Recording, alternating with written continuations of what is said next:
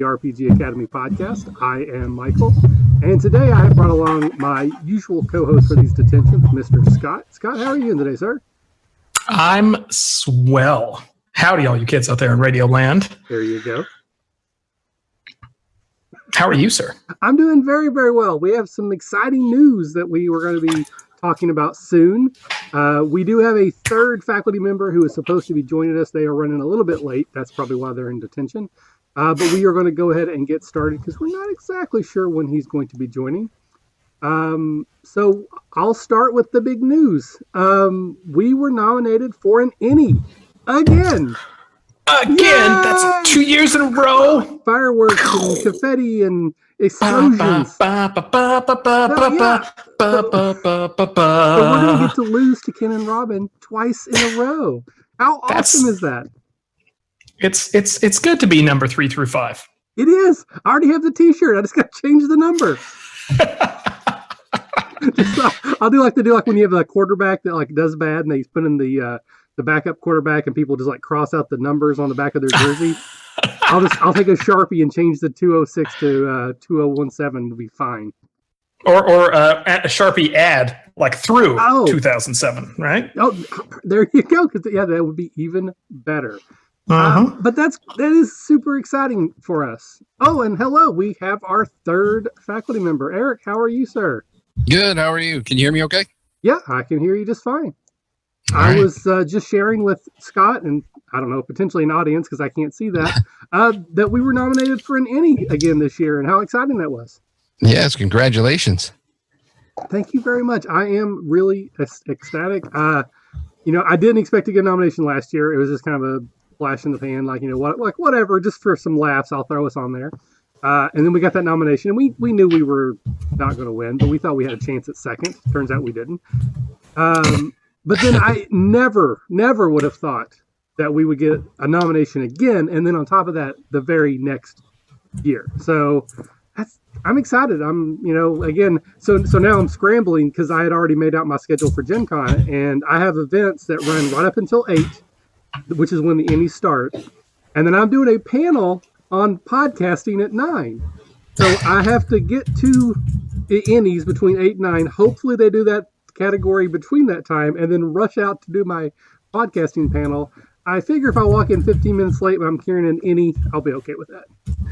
Yeah, very likely. So that's most of our big news. The other thing that I will mention, if you've been on social media, you're probably already aware of this. Over vacation, I was talking to the wife about future plans and about finances and all kinds of stuff. And we had, quote unquote, a real conversation about Patreon and about our podcast and our show. And essentially the wife has said that if we can get our Patreon up to $2,000 a month, which is a long way from here, but it's in the realm of possibility, that I could quit my job and do this full time. So I am going to be working toward trying to build that Patreon, doing some things that might get more people enticed. At this point, we have more than 2,000 regular listeners. So if everybody donated $1, I'd be there tomorrow. Obviously, I'm not going to quit my job tomorrow, even if we get to $2,000. But, if we look like we're sustaining that amount for a while, then I could stop working in my job, do this full-time podcasting, event coordination with a Catacon, probably do some additional shows and things that, do more YouTube stuff, more Twitch stuff. So it's kind of a pie in the sky pipe dream, but it's at least there. And it's something we're going to work towards. So I'm pretty excited about that. So if you haven't already looked at our Patreon, please go take a look or listen or whatever. It's at patreon.com/the RPG Academy. Literally, if everybody who listens to our show, not this one, but the regular shows, donated $1 a month, $12 a year, that would be life-changing money for me. So with all that out of the way, I'll go to Scott. Scott, extracurricular, what have you been up to? I've been looking for a new short-term apartment that comes furnished because this old short-term apartment that comes furnished I can no longer rent. So after I got 6 weeks here is all I reserved, right? And then somebody else has it after that, right? So now I get to move and do it all over again. Oh, that's living out of a suitcase. Oh, wow. So, but other than that, things going well? How's the job? Has Jenny acclimated? I think so. She's enjoying the patio right now for as long as we have the patio. Job's going well. I have yet to decisively break anything or ruin anything, right? Of course, I consider that a sign that I'm not working enough, right? Because if you're not breaking stuff, then what are you doing, right? Are you even here? Did you have even to leave your mark somewhere? That's right. So I need to really try harder and push myself until I break at least something, even little things. That'd be good. Yeah. Life's going, moving along, I think. Awesome. Well, Eric, thank you for joining us. My pleasure. This is your first time on Detention, I believe. Yes, it is. So anyone who isn't familiar with Eric already, he is the producer, head honcho of Openly Gamer Theater, a show on the RPG Academy Network. Formerly of Gamer's Table. He may still be more famous for that, but that's slowly changing. And you also do Trench Monkey, which is like a military-focused RPG/podcast. Yes. So three military vets who sit around and talk about role-playing games from a vet perspective. Very, very cool. So, Eric, the way we normally start off these detentions is with extracurricular. And this is just the stuff that we're doing somewhat tangentially related to podcasting, but doesn't have to be. It can be with whatever you want to talk about. So what have you been up to the last few weeks or so? Well, I have been, for the most part, I've been working on trying to finally get my novel off the ground. I've been tinkering with it for quite a while, story-wise and things like that. So I've decided that I'd kicked around the idea of maybe writing it as a screenplay or whatnot. So I finally locked in on I'm going to do it as an actual full novel now. So that's been tying up a lot of my time. I've been doing a lot of editing of other projects. I've got Openly Gamers got a actual play that we did for a game called We Used to Be Friends, which is a teen sleuth game in the vein of Veronica Mars. So that one should be. I'm doing the full production with that, with voice actors for NPCs and things like that. So I should be getting the audio back from the actors here probably in the next week or so. So that'll probably be in about 2 weeks. And I am also starting another show that will be probably recording every other week with a couple of Gamer's Table cast. But we're going to be talking about more than just games. We're going to talk about other like movies and books and things like that too. So very, very cool. Scott, we have anybody in chat talking to us or watching? No, we don't. It's just the three of us. Well, that's fine. I wanted to ask if anybody could tell us how the stream is performing. I have my little monitor up here, and it shows our CPU usage at 1.1%, but there's like a little bar that's flashing between green, yellow, and red based on how much our kilobytes are. So I'm hoping that means we're doing okay. It might be. Who knows? Well, we'll find out sooner or later.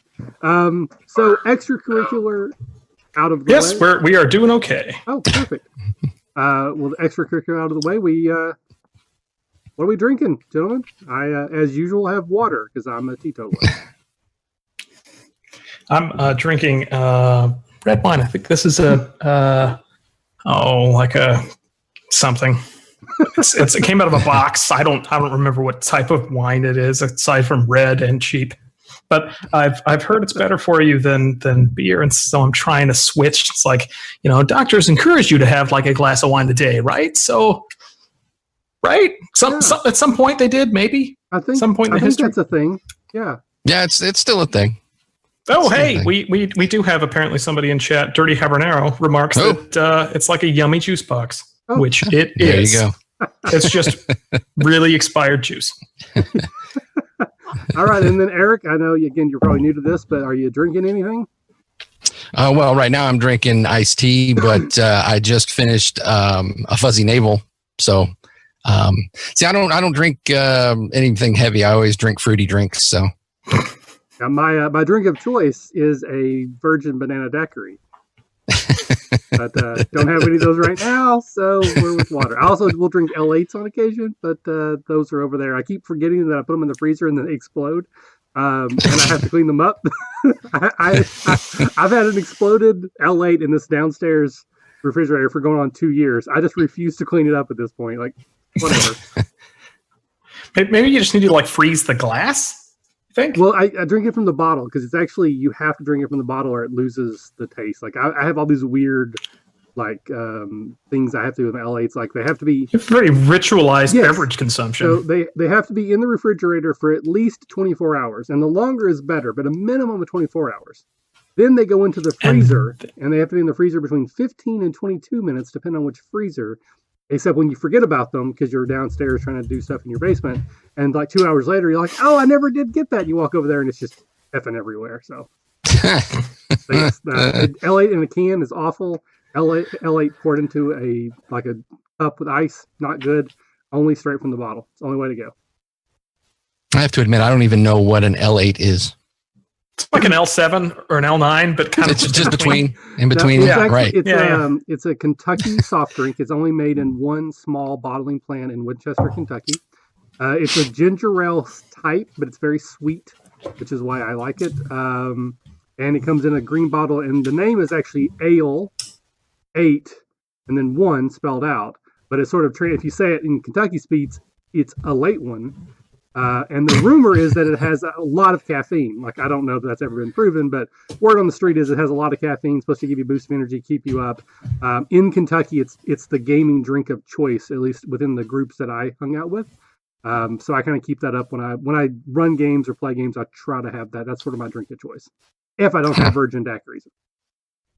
That's fascinating. That could be an entire topic all on itself. Is regional gaming drinks, because there's regional gaming drinks here. Oh, so that was all right. So we'll move into our second topic, and this is 10 things, and this is one of our improv games that Scott and Matt have forced upon us. If you've never played 10 things before, you'll get a topic, and you have to come up with 10 of those things. It's pretty self-explanatory. Scott, how about you lead us off asking me 10 things? All right. Michael. Yes. 10 things that you would find in the back of a Hobbit's dresser drawer. In back of the what? Back of a Hobbit's dresser drawer, like shoved in the back. A feet comb. One. Foot comb? Feet comb. Yeah, one of those things. A waistcoat that's just for the waist. 2. A large umbrella. 3. The One Ring. 4. A portal to Narnia, because cross pollination. Banana daiquiri mix. The secret formula to L81. Party invites that are blank. 8. Quill and ink for calligraphy. 9. And a screenplay review of the Lord of the Rings movies. 10. Those are 10 things. Those are 10 things. All right. So, Eric, what are 10 things? Sorry. What are 10 titles that your book might be called? Ooh, okay.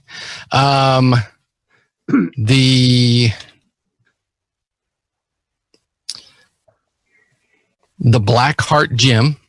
One. And they don't have to be accurate, truthful at all. They just make up anything. Yeah. Just off the top of my head. It's an improv exercise. Sure. Yeah. So the quicker the better. Okay. Yeah. So the Tales of a Complete Bastard. 2. How Not to Die and How to Do It Well. 3. Finding Your Inner Self or Someone Close to It. Let's see. The Eye That Isn't the Eye. 5. 2 Girls and a Lich. 6.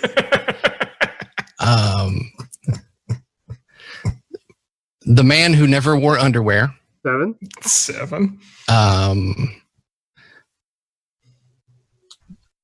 A priest and a sword master go into a bar. 8. Where to Walk and Where Not to Step. 9. and the eye of a seal. 10. Yay! 10. Those are 10 10 things. And now you will ask Scott. Okay. 10 things that a wizard would jot in the margins of his journal. The true name of his pillow. 1. A formula for hair replacer. 2. Where he parked his magical broom. 3.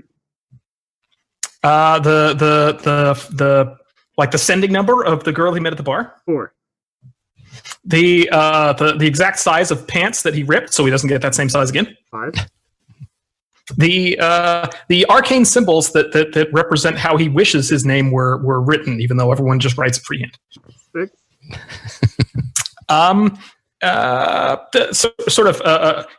Cute caricatures of him beating up his schoolyard bullies. 7. A cute caricature of him on top of a pile of treasure. 8. An arcane mark so that he doesn't lose his journal. 9. And a permanent symbol of insanity so that other people don't read his journal. 10. Nice. Those are 10 things. Hey. Alrighty, so now it's time to move into used books. And this is where we take a look back at a campaign that may or may not have failed spectacularly. And like any good used book, we want to check those margins for notes, much like that wizard's journal, to see if there's anything that we can glean from it and maybe make things go a little bit better next time around. Eric, you said you were going to cover used books tonight. You have a campaign that you played in the past. Again, failing spectacularly is optional. That was an evil campaign. Yes. And that's something Caleb and I talked about fairly recently. So interested to see so what was the setup for that? How did it eventually end? And then if you had to do that over again, were there any changes you would make so that the next version would go a little better? Right. It was a Star Wars campaign where the players were all either affiliated with the Sith or were Sith themselves. It was set in the Old Republic. So, newfangled Republic for you. Yep. Yeah, none of that. No. We used the Saga edition of Star Wars, so it was a point buy system, which the way it went was the player characters. 3 of the player characters were actively Sith. They were Sith apprentices, and then the other 2 were attached to them like independent contractors.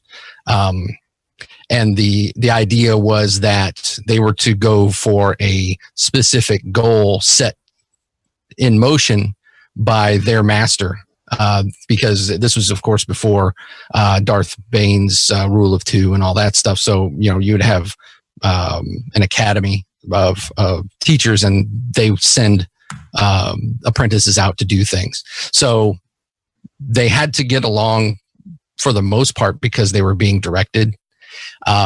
It quickly degenerated into a lot of infighting and posturing, and then finally they were the independent contractors got so tired of having to deal with these moody Sith that they finally just betrayed them to the Jedi. Just desserts. Yes.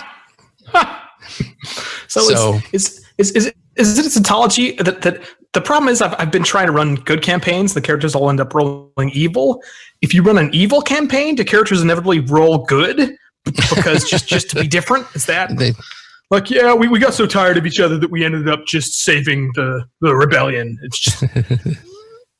Well, in a way, it kind of worked out that way. It was because you're never going to have 100% buy-in when it comes to, the players. Or not everybody wants to play the evil bastard, and everybody has their own idea of what evil really is. So, inevitably you're going to have the one who just feels horrible for all the bad stuff that everybody's doing. So then, instead of the bad guy betraying the good group, we had the opposite happen. So it was rather interesting. It was not a long-lived campaign, and there's no way in hell we'd ever go back to it, because I mean those characters would just never. I mean, you would have to make completely different characters. But the biggest challenge for me is always especially if you have either a mixed group of morality or an all evil group, is how do you keep them in line? How do you keep them from just completely self-destructing? And the one thing that I found, and it's something I haven't used very much, but is especially with a point buy system, you have the players make multiple characters and say, I'm going to have you make 3 characters, let's say. And let's say we're using a point buy system and we're going to use the old Saga edition where I think 25 points was high, but you bump it up a little bit, make it 35 points. And you say, okay, make a 35-point character, make a 25-point character, make a 20-point character. Ooh. And if you don't do what the master says, the master is going to gank your 35-point character, and now you've got to play your 30-point character.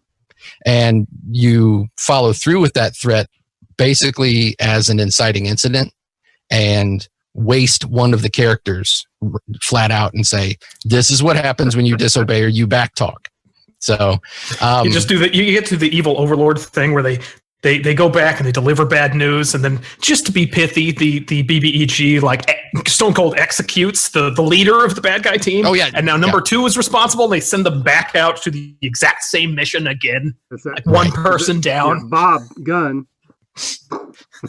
Right. Yeah, that's a good point. Also, is to have either by the Lord or whoever is organizing the mission, or through the players themselves, have them designate somebody to be the leader, and that person is responsible for failure. And a lot of it's hard to make role-playing game players afraid of anything. It's hard to motivate them through, because I mean, how many times has it happened? You have this like awesome concept for a bad guy, and he's going into his monologue, and you're getting fart jokes, and you're getting all this other stuff that they don't respect the bad guy. There's never a respect, but if you actually put the fear of, what, I may not get to play my cool character if I step over the line, it adds an interesting wrinkle to it. And I would only do that with an evil campaign, though. I would never do that with like a good campaign, right? Because because evil characters are by their nature are completely selfish, right? So most adventurers are too. I mean, even true. So we've talked on our show several times, and we recently did an episode on a faculty meeting. I've not had a lot of luck with running like one evil person in the campaign sort of situation. Part of that probably was just the maturity level of the people I was playing with. I got a bad taste in my mouth. I've never felt the desire to go back to that. But we talked about if we were going to do that, how we would do it. And I definitely think you need everyone to be evil. But having the one evil person just doesn't work for me. But if you're all evil, I think that you can work towards that. And I really like what you talked about where like one person's in charge. They're the team leader. And if things go bad, they're the ones that's going to get killed. So they have investment to make sure that people, A, listen, and 2, they succeed on the mission. I could see that as a fun sort of meta way to instill that fear that it's so hard to actually instill in a game. Yeah. Yeah. I on a completely different campaign I had once run, I did kind of the same thing, but the person who was put in charge, the player themselves is super arrogant and cocky. And we knew going in that he was going to mouth off to the boss. And this, it was a school, and it was an adventurer school. And the boss, this was 5th edition D&D. These characters were 3rd, 4th level, and this is a high level boss, not like a boss fight, but they're in charge of this adventurer school. And he mouthed off, and the character grabs a book and pow, wastes the character and goes right to death saves. He fails his first death save, makes his second death save. So while he's laying there, the NPC hits him with the book again, initiating his death saves again. So, and after that point, the rest of the player characters absolutely feared that headmaster. They would not, if they heard the headmaster was even in the same building, they would run away. You know? Yeah, there's nothing that will terrify players more than at least in 5th edition that I found, that other than presenting them with opponents that are so vicious that you will run them in such a way that they will melee you when you're bleeding out. Right? Like, oh, I'm in melee range and you're unconscious, so I'm at critical. And since it's an automatic hit, it's a critical. And since it's a critical, you just get 2 failed saves. Good luck on that 3rd save. Because I'm not going anywhere. Right. Yeah, I'm still going to be here next round. That's a really firm way to be like, nope, you guys better take this. Now, I think the most recent experience I had with an evil game was a one-shot. This was a couple years ago at Gen Con. A friend of the show, Randy, who actually recently kickstarted this module called Of Drow Origin. It was a one-shot, and everyone in the party plays Drow, and everybody's basically working against each other. And I think that type of game works really well in the one-shot format because you don't have to worry about holding things over. If your character dies, you're not really that invested. You know, you're going to be only playing for 3 or 4 hours anyways. And that was a great experience. But I just don't know that I could sustain as a player or as a GM a campaign. I don't know. Maybe it's just my sensibilities. Like, I still feel like when you play D&D, you're playing the heroes.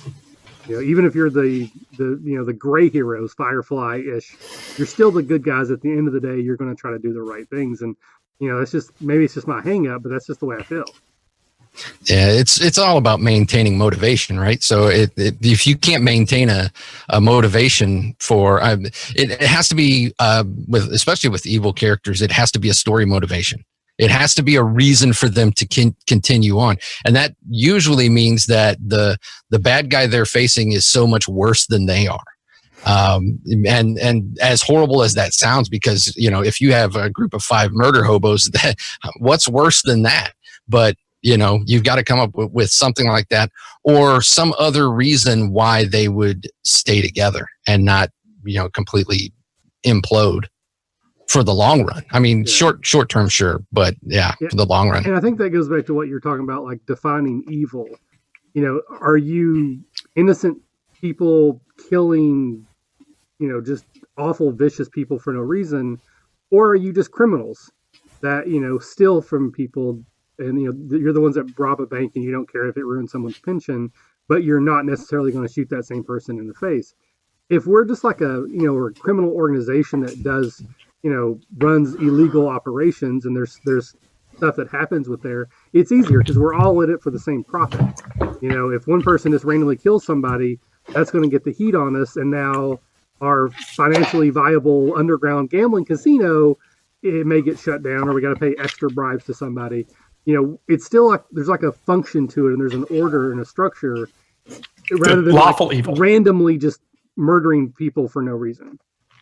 Yeah, I love evil alignments, but mostly what I mean when I say that is really what I love is lawful evil. I love presenting characters. I love putting parties with like paladins in that position where they have a lawful evil NPC who will absolutely help them out and make a bargain and stick to it because it aligns with their wishes as well, right? And the paladin's forced to kind of go along with it or dump the party and put the quest at risk, right? And I also love playing a lawful evil PC who has like a reason to be with the party, right? And like makes a bargain and sticks to it, and then is just kind of also evil on the side, but that's independent of I'm sticking to the party first because I've written some backstory or something. There's a fundamental reason I am here. And you also it's fun. You have examples like Doc Holliday, even depending on if you watch the movie Young Guns, Billy the Kid, where you're evil, possibly psychotic, but you have loyalty to people or a person, and you would not betray that. So, like, if your friend is a lawman, okay, I'll help you go, whatever. But tomorrow I'm going to gank some dude over a poker table because I'm just in a bad mood. You can do those types of things and make it work. But sometimes I think it comes across as trite, and it's harder to pull off in a game where you have to give spotlight time to that person to do the things that aren't involving everyone else. I don't know. Just again, I don't know that it's worth that effort, but maybe to someone who wants to play that type of game, it is. Yeah, it is hard to split up that time, and it's hard. You get the old trope of the paladin was combing his horse while I was doing this, or whatever. Yeah. The paladin takes the druid for a walk, right? While we do our evil stuff, right? So I mean, and that like you said, it's trite. It gets really old, and it's like the paladin obviously isn't a moron. He's going to figure this stuff out. I like. What I like is not just maybe a morality, but more of a obligation. My favorite example of why would somebody put up with an evil character in the group if they weren't all evil is Karaman and Raistlin, because they're brothers and family comes before anything. And so even Raistlin is a completely evil character, but yet his brother always says, you know what, there's good in him. I know there is, and I can change him, or the delusions of people forever who look for the good in the people just because they just hope it's there. And I think in that kind of a dynamic in a group, especially if the person saying no, there's good in him is your big fighter or your healer, hey, there's good in my brother. You can't, he may be, maybe doing shady stuff, but you know what? I think, he's a victim of circumstance, or he's just, he's sick or whatever. Well, yeah, I think that's my favorite. To kind of turn on that, think about the way the Incredible Hulk is portrayed in the Avenger movies, particularly the second one.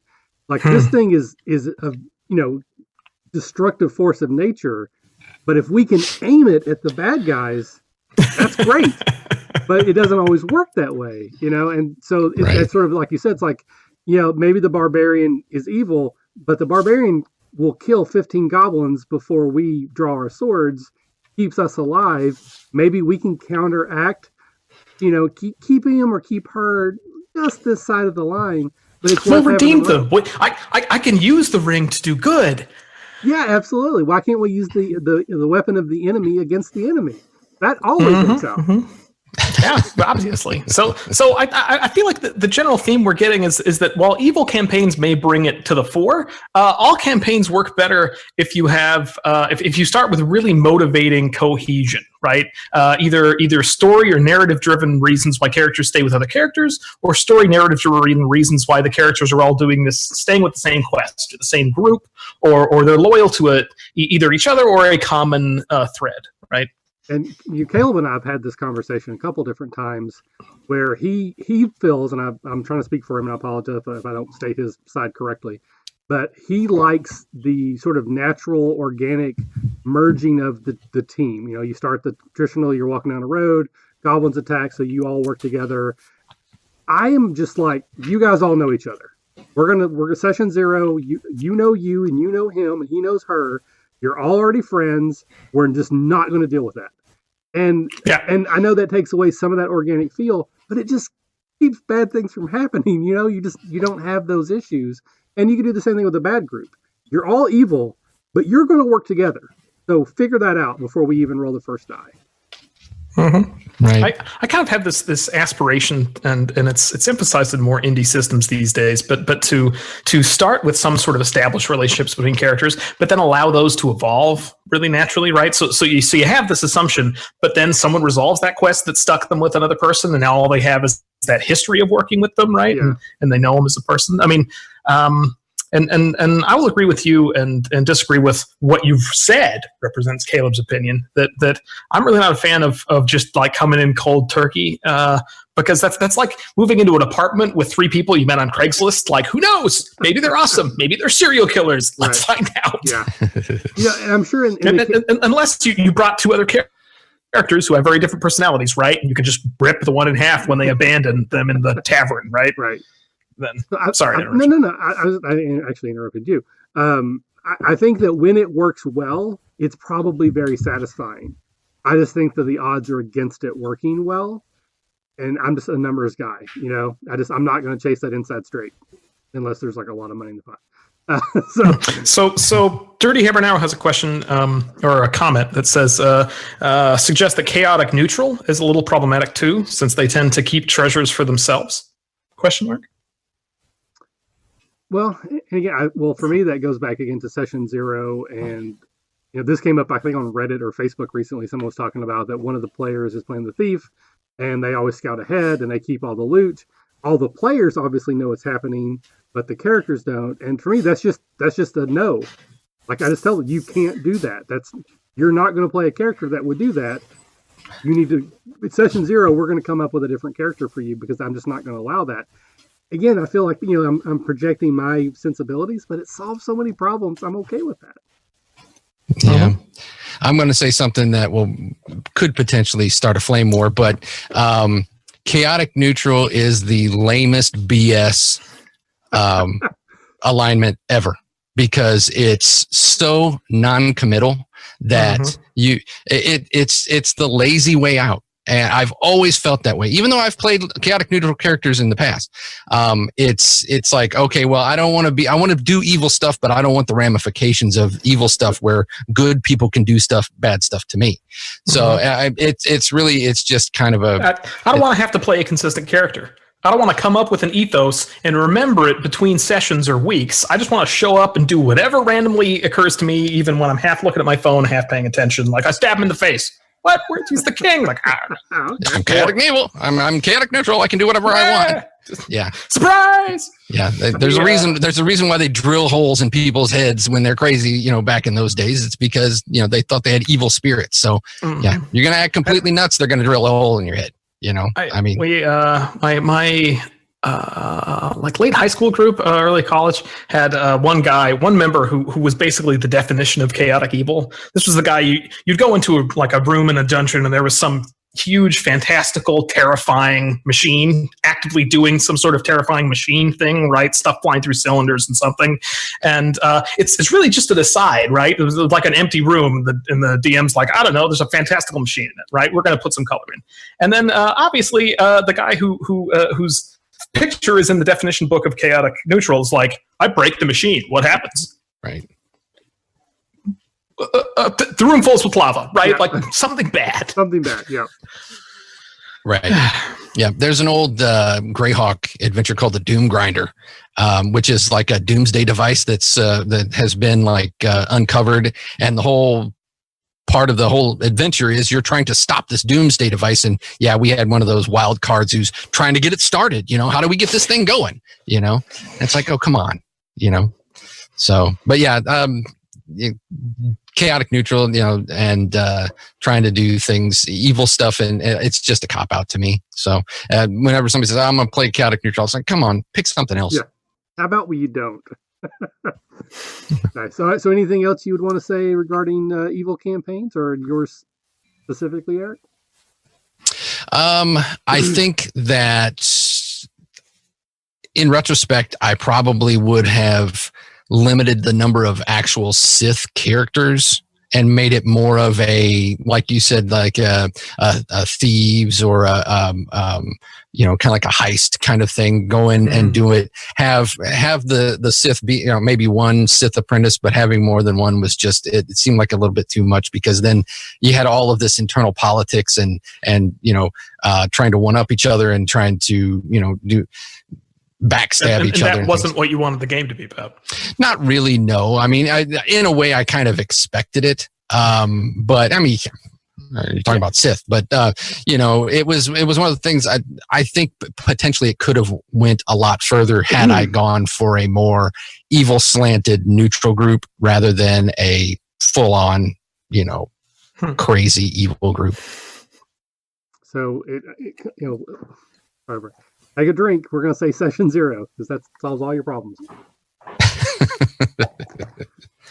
All right. So we're going to jump in with a new topic just very quickly. One of our listeners a while back suggested that we do a section called New Books, where we take a question. We do questions at the end, but this is sort of a different focus, I guess. And so one of our patrons, Neokami, who often joins us, I don't know if he is watching tonight or not, was asking about how do you effectively share the spotlight when you're playing a more sandboxy game, where the characters have so much freedom to kind of do their own thing. And I'm going to read into that and extrapolate where the people who are most vocal will probably get the most spotlight because they are most vocal. So, Scott, I'll start with you, Scott. Do you have any thoughts for Neo Kami on effective ways to divvy the spotlight, fairly in that regard?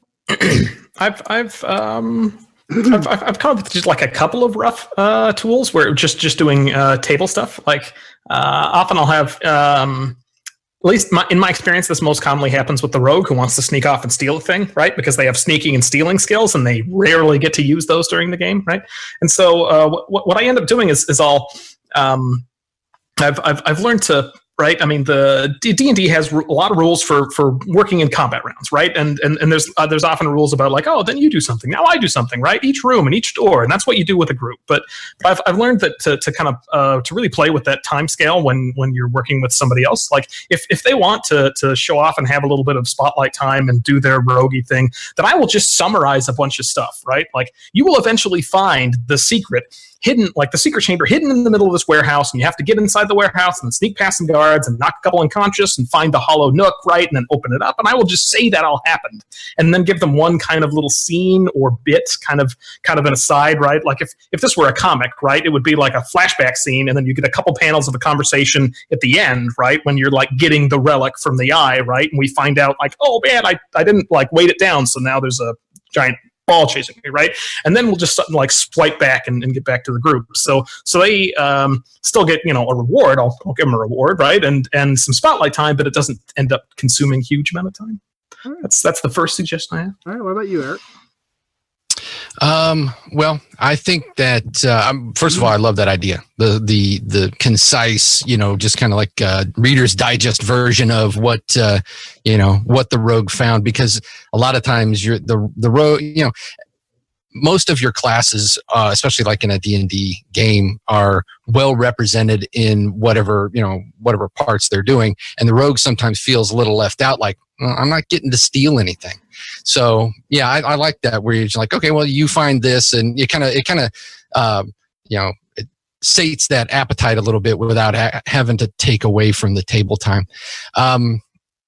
Slightly different wrinkle is something that I do, and when I run an investigative type game, like Call of Cthulhu, things like that, is everybody wants to break off and start looking into this and looking into that, and that's kind of the nature of that game.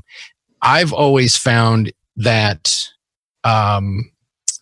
always have some sort of a backup of something to entertain the rest of the group. Maybe some sort of tactile, physical clue that they could go over and things like that.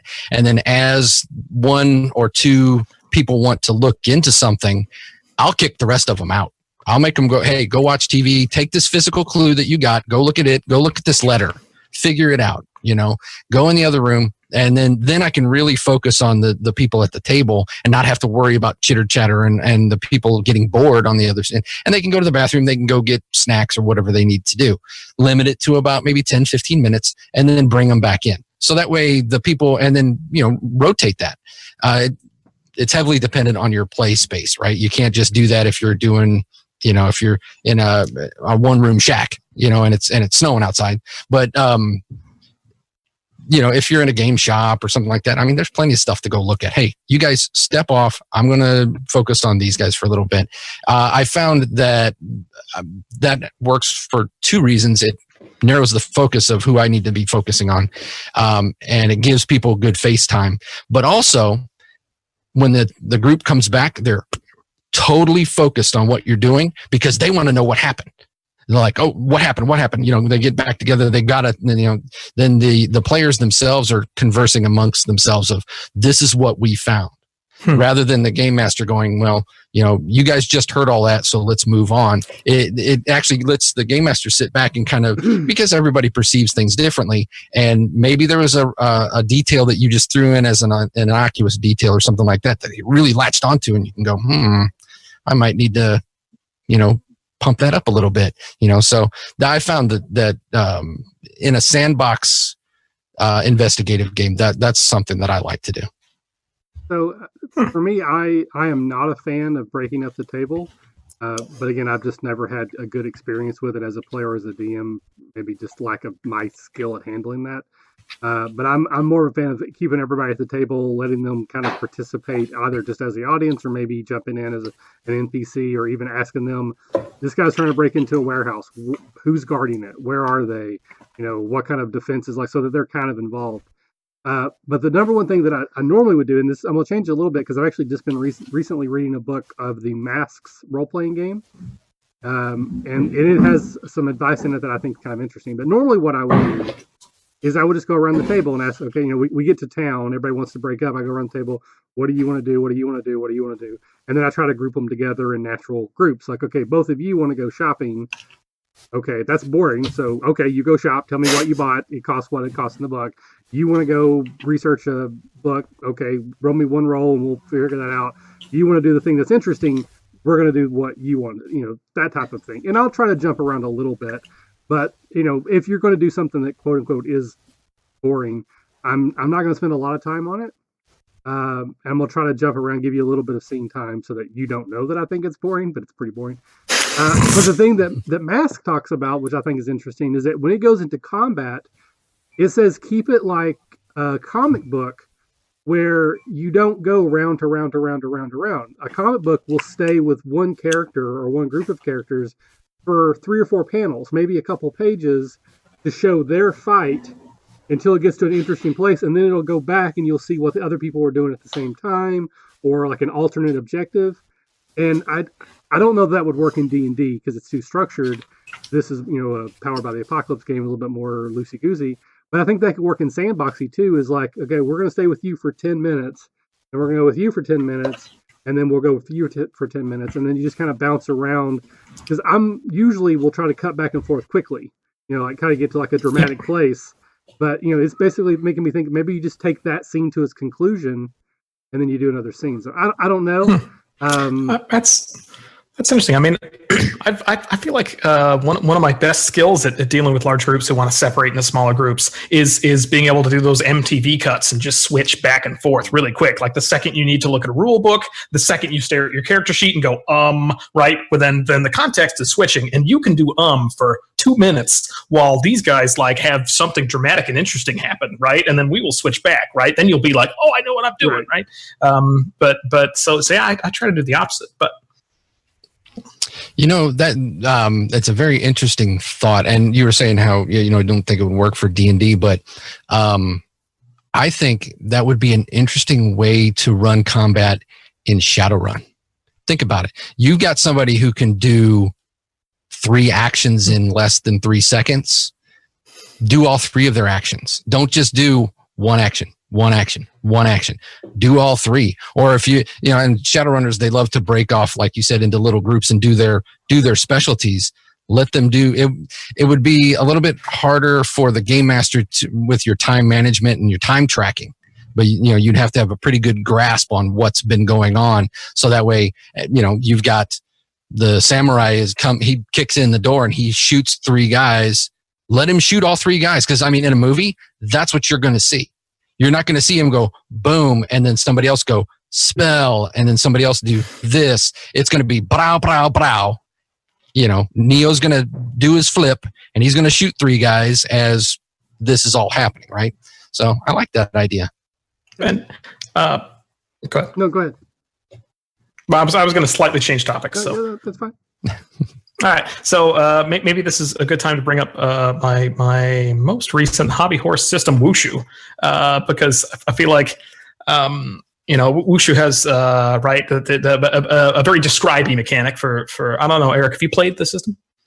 No. Well, I've heard about it, but I've never actually played. Yeah. For you, certainly, and for the folks at home, the mechanic is you have a die limit in a scene. You can only roll up to 5 dice, each person per round, and then everyone gets to go again.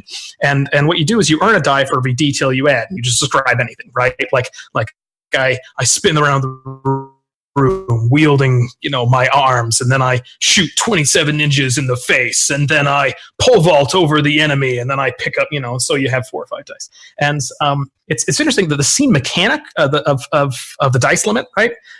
Really the purpose of that is to decide whether you want to have a really high dice limit for a scene and let everyone really embellish and go on and really do their comic book scenes before you transition onto the next player, versus a really low die limit. Just get people to be like, I shoot 3 guys, right? And then I go, ha ha ha, and there's my 2 dice, right? And everyone just go around real quick, and you can have a real quick punchy kind of combat versus a long embellished combat. And it's neat to me to be talking about things and then see that mechanic expressed in a system, but we've kind of been talking about and alluding up to it with systems that don't support that mechanically. So just to take it quickly back to D&D, I think I've actually done this before in situations where the combats are basically segregated. They're far enough away from each other that they're not going to interfere.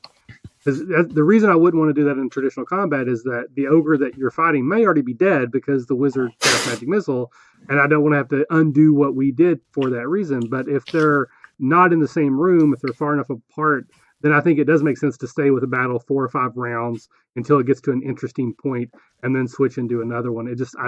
I don't know that would work well if everybody's actively in the same area for that reason. But it might be something worth playing with, trying it. I mean, just to see kind of how it goes and, give it a shot, I guess. So I'm going to have a different question. This one didn't come from any of our listeners, but I was listening to a podcast today, and it got me thinking. I thought I would poll the group here. So let's say that you both are players in a game, and you are trapped somewhere. I'm going to use an island as an example just because it makes a very clean example to work from. But you're trapped somewhere. And part of the game is that you cannot leave. It is impossible for you to leave the situation just because of this story that you're not fully aware of yet. But you probably kind of know that. It's kind of hinted at by the game master, by the story that, you have to do a thing here before you can move on. Would you rather... The title of the game is Castaway. You're like, I'm probably just not going to get off the island in the first 20 minutes. Or like Lost. I'm not trying to seek, slyly...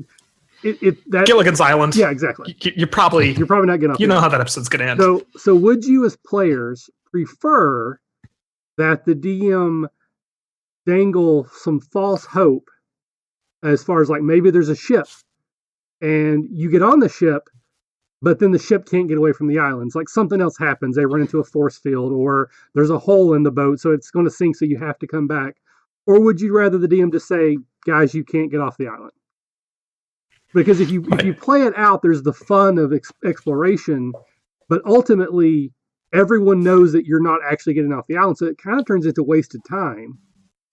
Well, but I think it goes to what's the point of the game, right? Is the point of the game and our time with it to struggle against the inevitable, right? Like to try to leave the island, and maybe it's like killing the terrorist, right? The point is I'm going to put this huge thing and you're not going to win, right? But the point is to try because you're not going to win, but there is a chance but you're not going to win, right? It's if that's the point, then yeah, I would believe in struggling. But if the point is really for us to have a dating sim between the professor and Marianne, right? And we're really going to explore their relationship as it evolves. You might mention the escapes as a backstory for how that evolves, but otherwise, I don't think I'd dwell on it. Yeah, I think it depends on the purpose. All right. What about you, Eric? Well, yeah, I think that obviously it depends on the scope of the game and whatnot. I'm a firm believer in whatever the game master adds as, any kind of detail that they add is going to have weight. So if you say there's a boat out there, if you know anything about writing or anything like that, you're not going to put something out there unless it should probably be used. So if you don't want the players to try and use the boat to get out, then don't put it there because they're going to, because that's you could have an entire campaign set up around this island and you put a boat out there that they could probably get to. They're going to forego everything else that you're trying to do to try and get that stupid boat running. Yep. Right. to kind of give you a little example, a friend of mine ran a game once, and he threw in in the back of his mind, he was like, how would these people in this area be smuggling stuff out, contraband out? And he came up with this idea that they were hiding the contraband in a wheel of cheese, and it was a fantasy game. So the wheel of cheese was being used to transport, because you get the big, huge wheels of cheese. And it was just a minor detail he threw out there. And we spent probably 4 game sessions trying to come up with different ways to use wheels of cheese to smuggle this and smuggle that, and it had nothing to do with the story he was telling. And so after all of that was said and done, he says, the bane of my existence is this stupid wheel of cheese. And I said, then don't put stuff like that in there. And he goes, it was just a detail that I thought sometimes you got to come out and just grab the players by the ears and go, this is not important. Stop it. And it shatters the illusion, but I mean, adult gamers don't have an infinite amount of time to play. And if they go 4 days and they realize that boat is going nowhere after all the things that they've been through, it's like, man, you just wasted my time. What are we doing? Yeah, that's kind of how I fall down on the topic. Like, if there's something to be learned from the ship, for example, so like we say, whatever the force that pushes us back, if that tells me something that could be important to the game, like we were stopped by an ice storm and weather control or something is part of what we find later. Okay, if there's a hole in the boat and we find out there's a traitor amongst us, okay, that's different. But if it's not in any way connected to the story, but it's just a dangling, a detail that to make it feel like, there's an island. Of course there's a boat, but you guys can't leave. I think I would rather the DM just say, guys, just don't, the boat's not, it's a dead end. I feel like an important detail here is that fundamentally, players need to be rewarded for their time investment, right? Players are rewarded for their time. And that doesn't mean that they get what they want, right? That doesn't mean that they get what they set out to do, right? But the investment in the boat needs to pay off in some dividends. You have to discover a secret about the boat, discover a secret about the force that's keeping you, right? Get something else that will be of use. There are 1,001 things that could happen out of this profitable work for the boat, even just gaining a relationship and building up like cohesion in the group, learning secrets about each other. Don't boil down to like, well, stop playing with the boat, right? If you can create a reward structure out of that doesn't destabilize your gameplay, then I think you're still going to have a successful game. All right. Right. And then the last one, just because if anybody's been following me on Twitter today, I threw out a couple questions, and one of them got some interesting feedback going on regarding a beholder. And I've tried my best not to weigh in on what I think, but I just put out the poll I did on Twitter, D+, and Facebook. Would you, as the DM, allow a player to use a mirror to try to reflect an I-beam attack from a beholder? So I put yes, because it's cool. Yes, but only if the mirror is magical in some way. Yes, but only if X is true, and X is whatever particular thing that you would make true in your game, or no. Interestingly to me, I think on Facebook, no was like 45, almost 48% of the responses. On both G+ and Twitter, it's like 8%. Like G+ and Twitter, everyone's like, yeah, it's awesome, let's do it.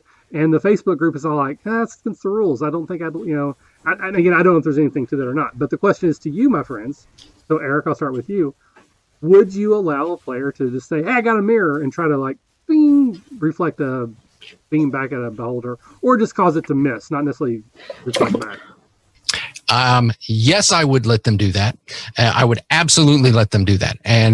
But there's a catch, because what you're trying to do, unless you had the forethought to bring like a full body mirror into a dungeon, which if you're toting around a full body mirror, I'll let you do it right away. But if it's one of those hand mirrors that you get like in the player's handbook, or what, little silver mirror or something like that, go for it. But you're going to it's a beam of light coming at you. You're going to have to either make a reflex check, or you're going to have to actually actively intercept this, or it will melt your hand off. I like that. All right. What about you, Scott? Anything you'd add or change to what Eric said? I as a game master, I really try to repeat to myself that all combat encounters can also be puzzles, and all puzzles can also be combat encounters, right? You can just beat that door down. Given enough whacks, it will eventually come down, right? And you can talk your way out of confronting the guards, even when they've been charged to arrest you, right? So, I think narratively, I think if this is a single time encounter, right, and I would like to think that I could still have an interesting game, even if players got an instant win and defeated this beholder by bringing a mirror and having a funny idea. I may not succeed in that because I'm not a perfect DM, but I'd like to think that I could. Right. So for me, the answer is very complicated. It basically comes down to depends. There's a lot of factors. So like if the characters know that they're going to face a beholder, and a player's like, hey, I know, let's all bring mirrors, I probably would be less likely to let that work. I'd be like, that ain't going to work. You're going to get murdered. But if in the heat of the moment, like, it's like a desperate act, and someone's like, the paladin's down, but he always talks about polishing his shield.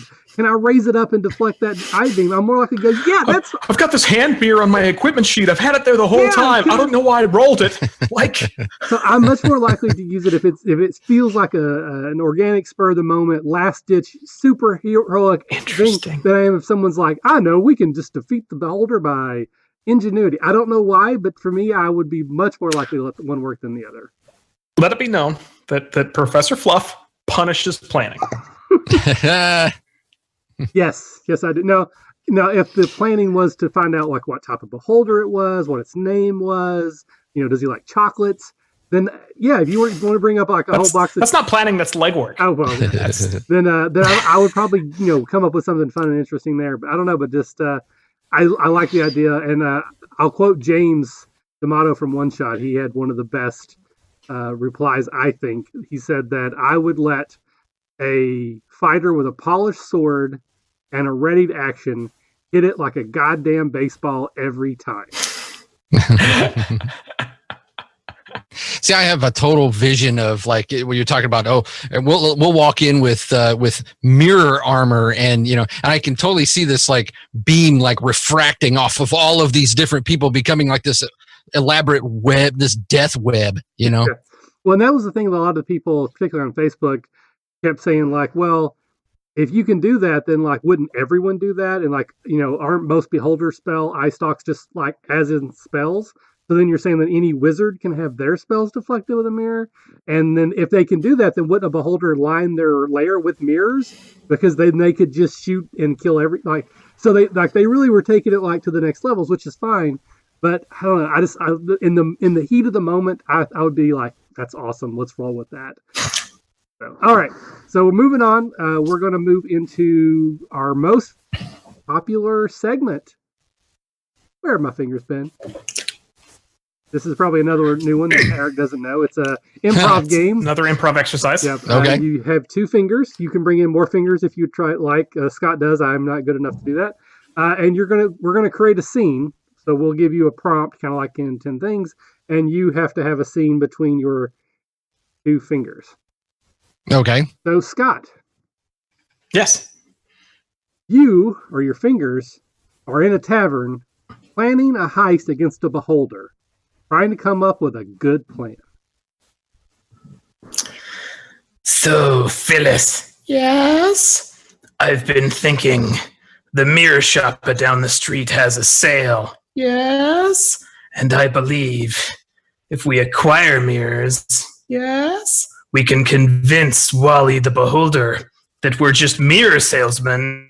Yes? And then he will let us into his lair and not eat us. No. What? Why? Why is this not a good idea? Well, why don't we just sell him the mirrors then? I mean, why are we really invading his lair anyway? Well, I mean, he's a beholder. Isn't it our responsibility as heroic adventure? No, I've been questioning our purpose here. I don't know that adventuring as a tacit goal is really all that justified in our modern society. As a being with an intelligence higher than 6 and speaking languages, I believe that beholder has as many rights as we do. Oh, well, that's really confusing to me as the barbarian. Look, do you just want to go become a mirror salesman? All right. And that's where my fingers have been.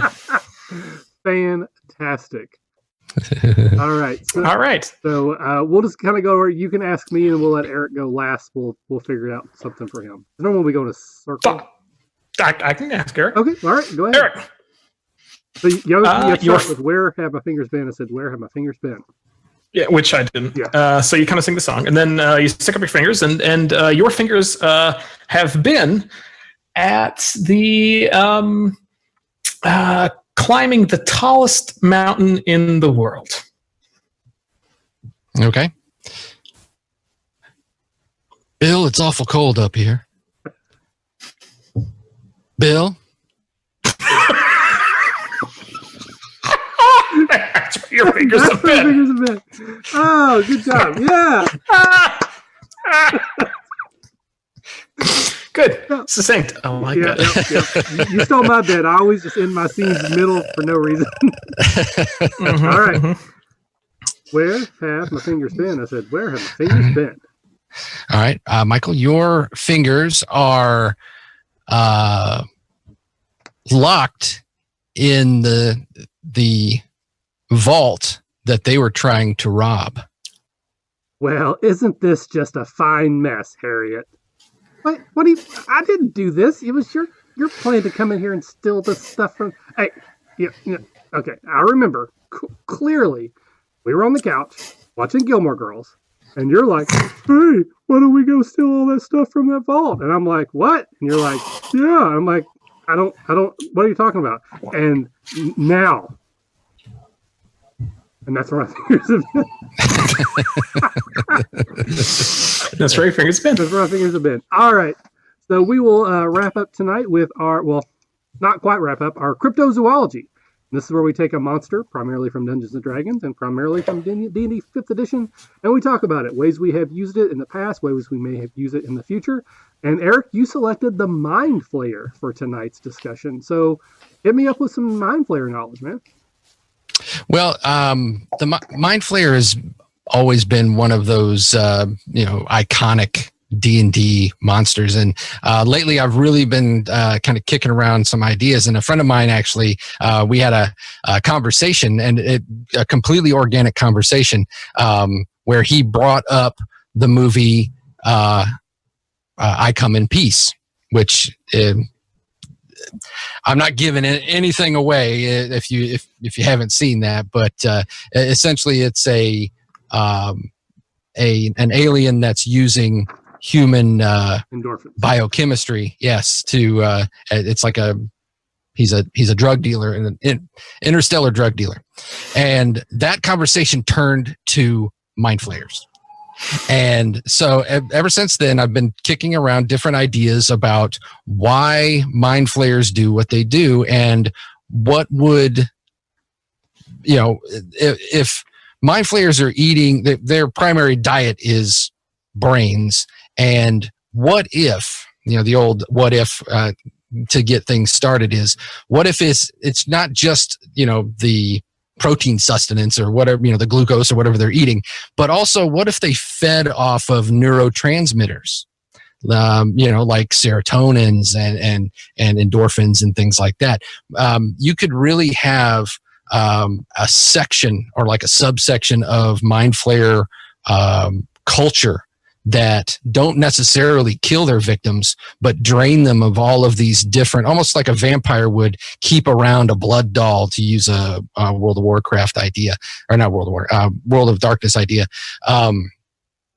Keep around like a group or like a gaggle of these different people who are strong in these different neurotransmitters, and how debased and just different that would be to run an adventure where the characters they start as this in this farm and have no clue how they even got there. So I'm just a dopamine dope. I don't know what's going on. Right. That's interesting. Yeah, so that got me really looking into the Mind Flayer, and traditionally the Mind Flayer is going to use its psychic blast and do these other things, but I think that to me they make so much more sense to be the almost kind of like a manipulating behind the scenes kind of a creature. Oh yeah, yeah, and pretty much all the ways I've ever used them or seen or heard them being used, they're always the master behind the schemes. The figure in the darkness. I don't know that I've ever ran a game where the players directly fought against a Mind Flayer. I think my favorite thing about Mind Flayers is that they're the next level of horrible and terrifying, right? That the thing that go bump in the night are like drow, right? Like slaving evil race, right? But the thing that goes bump in the drow's night are Mind Flayers, right? Yeah. The reason they have to arm themselves and support their society is to repel like Mind Flayer society from coming up. So I've always enjoyed that. I think as regards like alternative interpretations, certainly that's always a great exercise of any monster. And I think my best alternative interpretation of a Mind Flayer was a comedic one. We in Lawful and Orderly, our Monday night show, we ran into a chef who went by the name of Bobby Filet, and he was obviously a Mind Flayer, and that was good for a couple of cheap jokes, and it was a good time. So I really like the idea to kind of build off what you were talking about, Eric, where the Mind Flayers don't just eat the meat, but whether it be the serotonin, but what if they eat memories? It would be some way for the Mind Flayer to, maybe keep the victim alive, but extract information. And then that person, their memory was eaten. So they don't know they were attacked by a Mind Flayer because that memory is gone as well. All they know is that they now can't remember where they were at last Tuesday, or they don't remember their contact or what happened to the gold they were giving. And that kind of turns the Mind Flayer away from their history. But if you take that ability, I could see a lot of interesting encounters and developing from that. And then to build on that, what you're talking about, where they start in the farm, maybe there's almost like a giant vat where all of these memories are collected and then they're siphoned off. And that's where the player characters, like there's like a backup and they get flooded with memories.